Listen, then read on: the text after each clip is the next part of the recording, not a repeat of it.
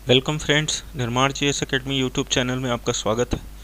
जैसा कि काफ़ी दिनों से वीडियो नहीं आए और उसका कारण था कि हम सभी जो है लगभग यहाँ नहीं थे, बाहर थे। चलिए आज से अपनी टेस्ट सीरीज़ पुनः चालू होती है। तो आज का जो टॉपिक है हमारा टेस्ट सीरीज़ का हिस्ट्री टेस्ट सीरीज़ ही है। ये भी इतिहास का ही वीडियो है, लेकिन ये किस इतिहास का है तो राजनीतिक शास्त्र के भारतीय राज्य व्यवस्था या पॉलिटी द इंडियन कॉन्स्टिट्यूशन का जो है इतिहास है। तो आपके सामने क्वेश्चन आ चुके हैं। हर क्वेश्चन के अंत में आपको 7 सेकंड का टाइम दिया जाएगा और प्रत्येक 7 सेकंड में आपको क्या करना है, उसका आंसर देना है। तो सबसे पहला क्वेश्चन जो है आपके सामने आता है कि भीमराव अंबेडकर और महात्मा गांधी के मध्य सन 1932 में हस्ताक्षरित पुगना समझौते में क्या प्रावधान था। ऑप्शन ए भारत के लिए डोमेनियन स्थित बनाए जाने का, ऑप्शन बी मुसलमानों के लिए पृथक क्षेत्र का निर्वाचन, हरिजनों के लिए पृथक निर्वाचन क्षेत्र का, या ऑप्शन नंबर डी हरिजनों के लिए आरक्षण सहित संयुक्त निर्वाचन क्षेत्र का। तो इसका आंसर आपके पास 7 सेकंड है, कमेंट में दीजिए।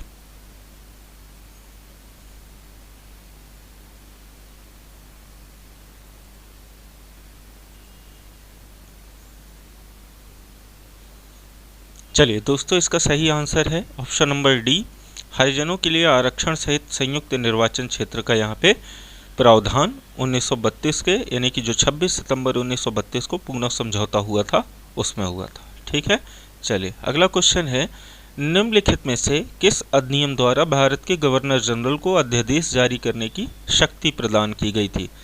Option number A charter act 1833, B charter भारतीय परिषद अधिनियम 1861, ऑप्शन सी परिषद अधिनियम 1892, ऑप्शन डी परिषद अधिनियम 1909।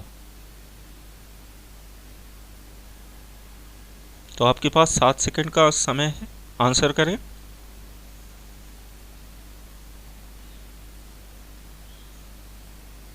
चलिए दोस्तों, इसका सही answer option number B Bharat परिषद अधिनियम 1861। कई बार एग्जाम में क्वेश्चन पूछा जा चुका है, तो ध्यान रखिएगा, इसे याद रखिएगा, ये क्वेश्चन एग्जाम में आ चुका है। ठीक है, चलिए बढ़ते अगले क्वेश्चन की ओर। अगला क्वेश्चन है कि रेगुलेटिंग एक्ट पारित किया गया था। बहुत ही सिंपल क्वेश्चन है। ऑप्शन नंबर ए 1773, दूसरा है 1771, तीसरा है 1785, चौथा है 1793। आंसर करें इसका जल्दी।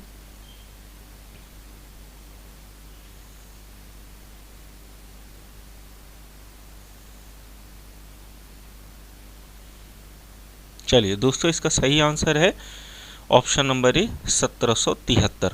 ठीक है ना, 1773 में रेगुलेटिंग एक्ट पारित किया गया था, जो कि भारतीय संविधान के इतिहास में सबसे पहला एक्ट था। अगला क्वेश्चन है कि भारत के गवर्नर जनरल को किस एक्ट के द्वारा अपनी समिति के निर्णय को अस्वीकार करने का अधिकार मिला था। 1773 के रेगुलेटिंग एक्ट में, 1784 के पिट्सएंडी एक्ट में, 1786 के अमेंडमेंट एक्ट में, या 1813 के चार्टर एक्ट में। आंसर करें, आपके पास 7 सेकंड का समय है।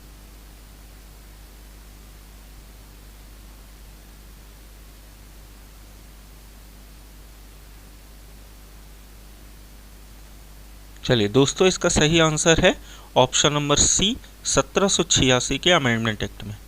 ठीक है, ध्यान रखिएगा, गवर्नर जनरल को अपनी समिति के निर्णय को अस्वीकार करने का जो अधिकार प्राप्त हुआ था वो 1786 के अमेंडमेंट एक्ट से मिला था। नेक्स्ट क्वेश्चन है, महारानी विक्टोरिया को भारत की सम्राज्ञी नियुक्त किया गया था।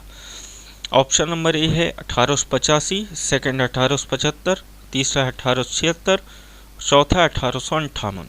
बहुत ही सिंपल क्वेश्चन है। हिंट में देता हूँ, प्रथम दिल्ली दरबार का आयोजन भी इसी समय पे हुआ था।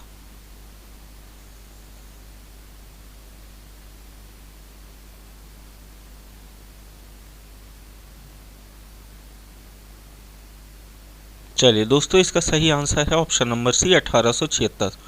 28 अप्रैल 1876 को प्रथम दिल्ली दरबार का आयोजन किया गया था और भारत की सम्राज्ञी जो नियुक्त किया गया था महारानी विक्टोरिया को किया गया था।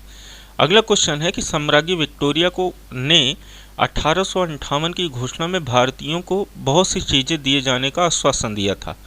निम्न आश्वासनों में से कौन सा ब्रिटिश शासन ने पूरा किया था। पहला ऑप्शन है रियासतों को हड़पने की नीति समाप्त कर दी जाएगी। ऑप्शन नंबर बी है कि देसी रजवाड़ों की यथास्थिति बनाए रखी जाएगी। ऑप्शन नंबर सी है भारतीय व यूरोपियन सभी प्रजा को समान व्यवहार मिलेगा। ऑप्शन नंबर डी है भारतीयों में सामाजिक व धार्मिक विश्वासों में कोई हस्तक्षेप नहीं किया जाएगा। बताएं।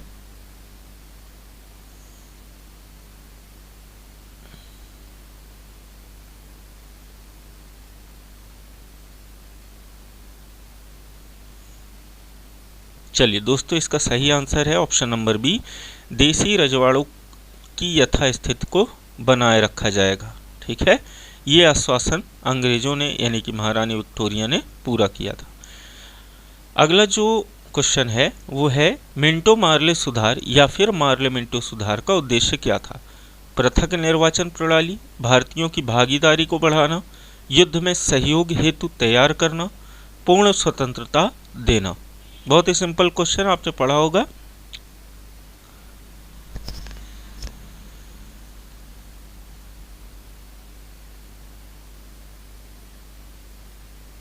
चलिए दोस्तों, इसका सही आंसर है पृथक निर्वाचन प्रणाली।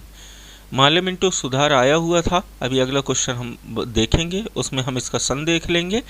तो जो मार्ले मिंटो सुधार आया था उसमें मुख्य प्रावधान यही था कि पृथक निर्वाचन प्रणाली, और इसमें जो है हिंदू मुस्लिम के अलग अलग, आपने सुना होगा कि मतदाताओं को क्या किया गया था कि मुसलमानों में जो चुनाव में खड़े होंगे उनका चुनाव केवल कौन करेंगे? मुसलमान ही कर पाएंगे। ठीक है, अगला क्वेश्चन है कि मार्ले मिंटो सुधार बिल किस वर्ष पारित हुआ था? 1905 में, 1909 में, 1911 में, 1920 में।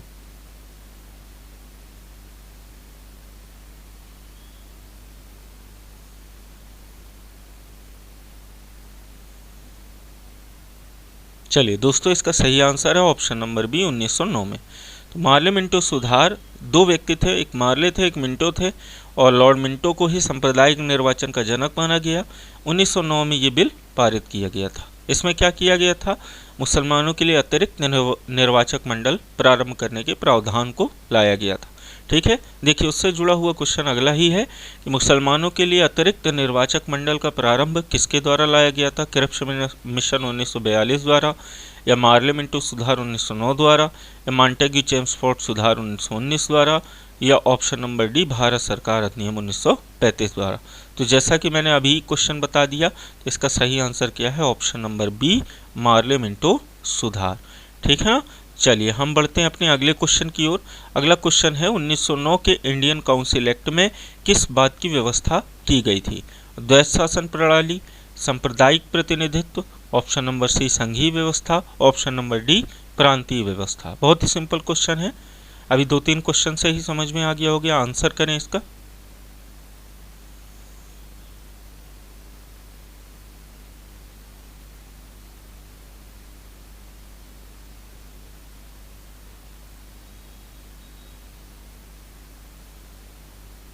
चलिए दोस्तों, इसका सही आंसर है आपका सांप्रदायिक प्रतिनिधित्व।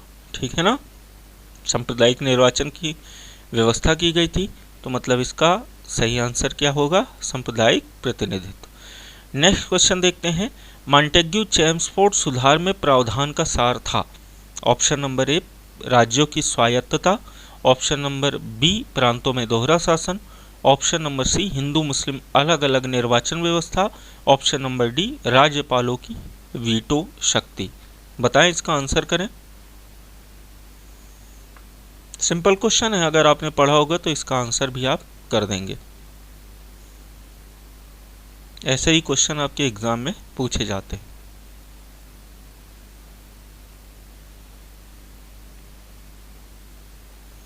चलिए दोस्तों, इसका सही आंसर है ऑप्शन नंबर बी प्रांतों में दोहरा शासन। ठीक है ना, दोहरे शासन की व्यवस्था की गई थी 1919 में मॉन्टेग्यू चेम्सफोर्ड सुधार में, और यहाँ पे विषयों को क्या किया गया था? अलग अलग रूप से बांट दिया गया था। अगला क्वेश्चन है कि 1946 का कैबिनेट मिशन 3 मंत्रियों से गठित था, निम्नलिखित में से कौन इसका सदस्य नहीं था? Option number A Pethick Lawrence, option number B A V Alexander, option number C Stafford Cripps, या option number D Lord Amery.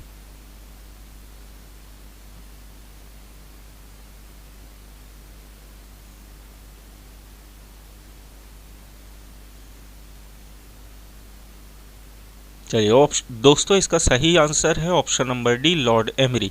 यानी कि जो कैबिनेट मिशन भारत आया था उसमें 3 सदस्य थे, जिसमें से पेंथिक लॉरेंस, एबी अलेक्जेंडर और स्टेफोर्ड क्रिप्स थे, लॉर्ड एमरी नहीं थे। तो इसका सही आंसर क्या हो जाएगा? Option number D, Lord Amery.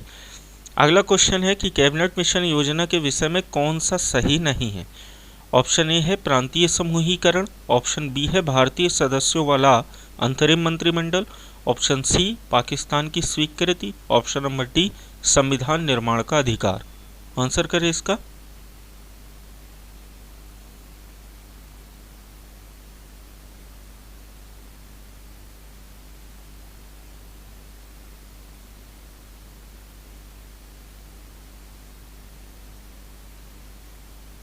चलिए दोस्तों इसका सही आंसर है ऑप्शन नंबर सी, यानी कि कैबिनेट मिशन योजना में ये विषय शामिल नहीं था कि पाकिस्तान को अलग से क्या है एक डोमिनियन स्टेट बनाया जाएगा। ठीक है ना, तो आपको ये ध्यान रखना है। ये बाद में तय हुआ था माउंटबेटन योजना में, जो कि 3 जून 1947 को आई थी। तो ये आंसर, ये क्वेश्चन आपको याद रखना है, इसका आंसर भी याद रखना है। चलिए अगले क्वेश्चन में आते हैं। अगला क्वेश्चन था कि भारत का संविधान लागू होने तक स्वतंत्रता के पश्चात इसका शासन किसके अंतर्गत चलाया गया? ये तो बहुत बार एग्जाम में पूछा जा चुका है क्वेश्चन। ठीक है, ऑप्शन नंबर ए भारतीय नेताओं के परामर्श से बने कानून द्वारा, ऑप्शन नंबर बी इंग्लैंड के संविधान के अनुसार, ऑप्शन नंबर सी 1935 के भारत सरकार अधिनियम के अनुसार, ऑप्शन नंबर डी उपयुक्त में से कोई नहीं।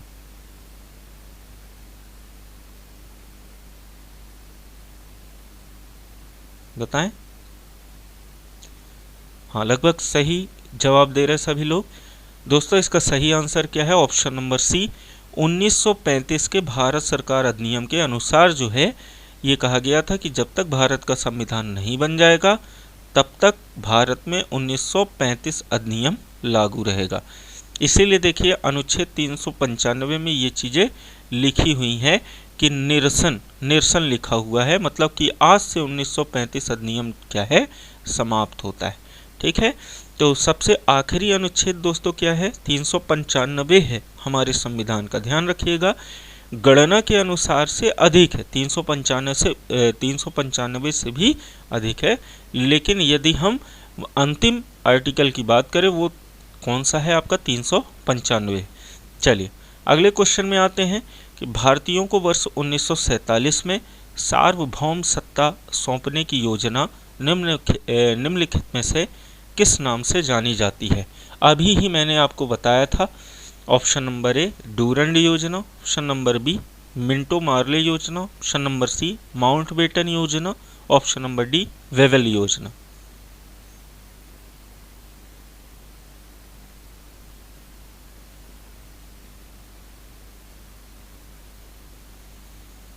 चलिए दोस्तों इसका सही आंसर है ऑप्शन नंबर सी माउंटबेटन योजना। ठीक है, सार्वभौम सत्ता सौंपने की बात किसमें कही गई थी? माउंटबेटन योजना 1947 में। ठीक है, चलिए अगला क्वेश्चन है कौन सा सुमेल नहीं है, मतलब कौन सा सही नहीं। ठीक है, इसमें देखिए पहला है मार्ले मिंटो सुधार, इसमें डैश दरअसल नहीं दिया है। सांप्रदायिक प्रतिनिधित्व, भारत सरकार अधिनियम 1935 में डैश यहाँ पे लगा लीजिएगा, जिसका डैश 1935 सुशासन।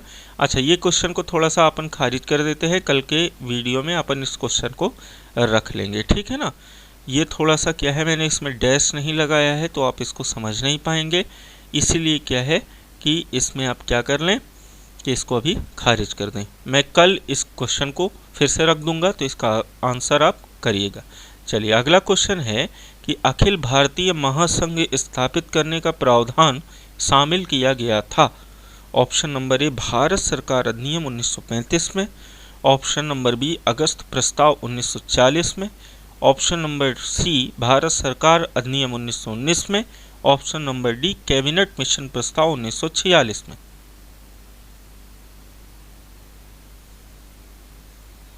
आंसर करें इसका।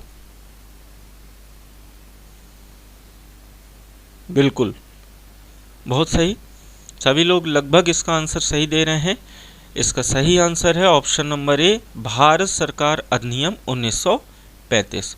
यानी कि अखिल भारतीय महासंघ स्थापित करने का प्रावधान जो शामिल किया गया था वो 1935 के अधिनियम में किया गया था। चलिए नेक्स्ट क्वेश्चन आते हैं हम। नेक्स्ट क्वेश्चन है, निम्नलिखित में से किस अधिनियम ने केंद्र में वैध शासन प्रणाली, दरअसल दोस्तों ये वैध नहीं है, ये द्वैध है, ठीक है ना, यहाँ पे आप इसको द्वैध पढ़िएगा, द्वैध शासन प्रणाली को स्थापित किया। ऑप्शन नंबर ए शासन अधिनियम 1935, ऑप्शन बी शासन अधिनियम 1919, ऑप्शन सी भारत परिषद अधिनियम 1909, ऑप्शन डी भारत परिषद अधिनियम 1892।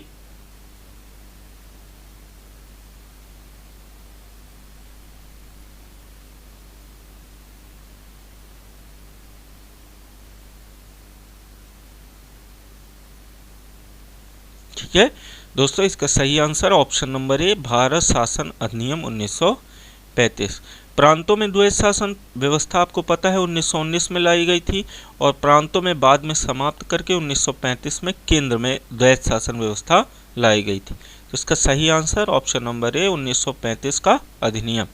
अगला क्वेश्चन है कि संघीय प्रणाली का पहला प्रयास भारत सरकार अधिनियम द्वारा किया गया था, यानी कब किया गया था, 1909 में, 1919 में, 1935 में, इनमें से कोई नहीं, बताएं।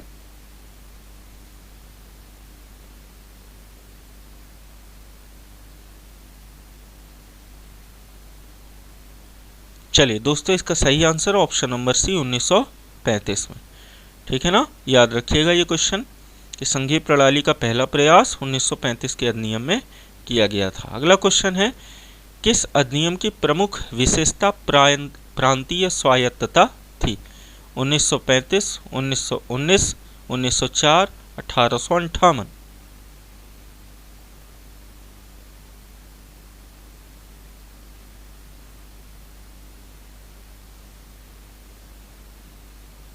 चलिए दोस्तों, इसका सही आंसर क्या है, 1935, ठीक, 1935 इसकी प्रांतीय स्वायत्तता जो थी वो इसका सही आंसर है, 1935 की प्रमुख विशेषता।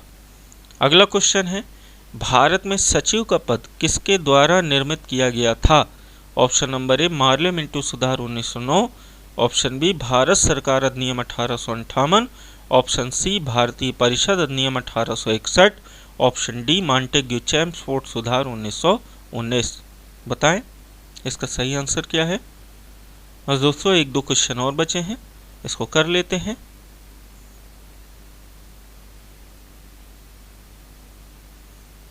चलिए दोस्तों, इसका सही आंसर है ऑप्शन नंबर बी भारत सरकार अधिनियम 1858, यानी जो सचिव का पद बनाया गया था वो कब बनाया गया था, 1858 में। चलिए हम अगला क्वेश्चन देखते हैं। अगला क्वेश्चन है कि किस भारत सरकार अधिनियम के तहत पहली बार विधायिका में कुछ निर्वाचित प्रतिनिधित्व की मंजूरी दी गई थी, भारत सरकार अधिनियम 1858, भारत सरकार अधिनियम 1909, भारत सरकार अधिनियम 1919 या भारत सरकार अधिनियम 1935। बताएं।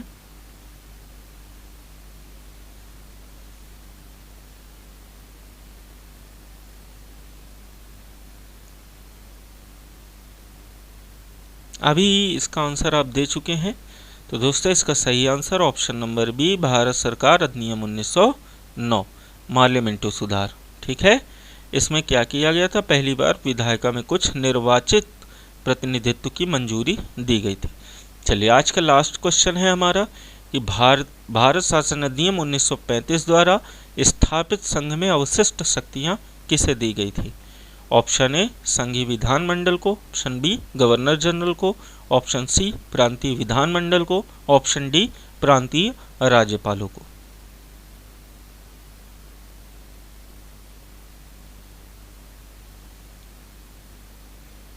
दोस्तों कल संविधान सभा से संबंधित क्वेश्चन आएंगे, तो आप संविधान सभा को एक बार अच्छे से पढ़ लीजिएगा। उसके 30 क्वेश्चन जो है आपके सामने रहेंगे, उसको सॉल्व करिएगा। फिर अब उसके अगले दिन यानी कि परसों के दिन नया कुछ टॉपिक का वीडियो आएगा। ठीक है, चलिए दोस्तों इसका सही answer option number B governor general को, यानी कि 1935 अधिनियम द्वारा संघ में अवशिष्ट शक्तियां गवर्नर जनरल को प्रदान की गई थी। तो इस तरीके से दोस्तों आज देखिए 30+ क्वेश्चन हमने देखे हैं इसमें, और लगभग इन्हें क्या किया, हमने सॉल्व किया। तो इस तरीके से लगातार ये वीडियो बना रहेगा, और किसी दिन पढ़ाई से संबंधित, और ज़्यादातर अब हम इस क्विज सेशन को जो है आपके सामने यानी टेस्ट सीरीज़ को लेकर के आएंगे। तो आज के वीडियो में केवल इतना ही, मिलते हैं अगले वीडियो में पुनः, तब तक के लिए धन्यवाद।